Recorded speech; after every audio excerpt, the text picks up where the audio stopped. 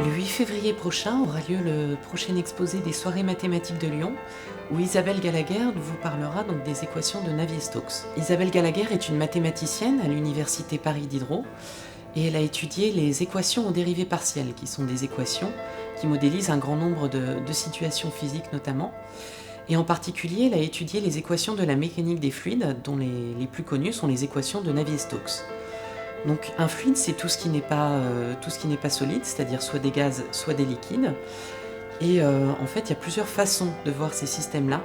Donc on peut regarder un fluide soit comme un ensemble de molécules, c'est-à-dire qu'on regarde au plus près du fluide, et donc on considère ces molécules comme un ensemble de solides qui interagissent entre eux. Et à partir de là, on arrive à décrire le mouvement du fluide.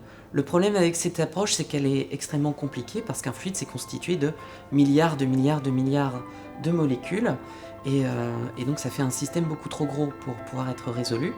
Du coup, ce qu'on fait généralement, c'est qu'on étudie un fluide à notre échelle, en regardant les choses d'un peu plus loin. Et du coup, ce qu'on fait, c'est qu'on regarde la vitesse des particules en chaque point du fluide. Et donc, là-dessus, on aboutit à des équations qui sont les équations de Navier-Stokes, qui nous permettent de décrire globalement le mouvement d'un fluide. Ces équations, elles ont été découvertes il y a maintenant plus d'un siècle et demi, tout d'abord par un ingénieur français, Navier, puis elles ont été développées par différents mathématiciens et physiciens, notamment Stokes, qui était un Anglais.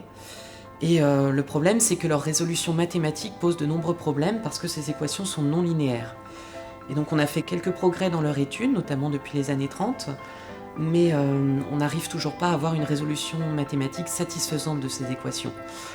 Donc c'est pour ça que ça en fait un enjeu assez important aujourd'hui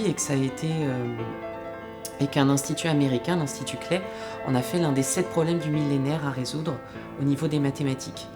Isabelle vous parlera un peu de l'histoire de ces équations, comment elles ont été découvertes, quelles ont été les idées avancées pour leur résolution, où on en est actuellement. Et elle vous détaillera un cas un peu particulier où les équations sont un peu modifiées, qui est le cas si vous regardez par exemple l'océan sur la Terre, qui est soumis à une force supplémentaire due à la rotation de la Terre autour de son axe.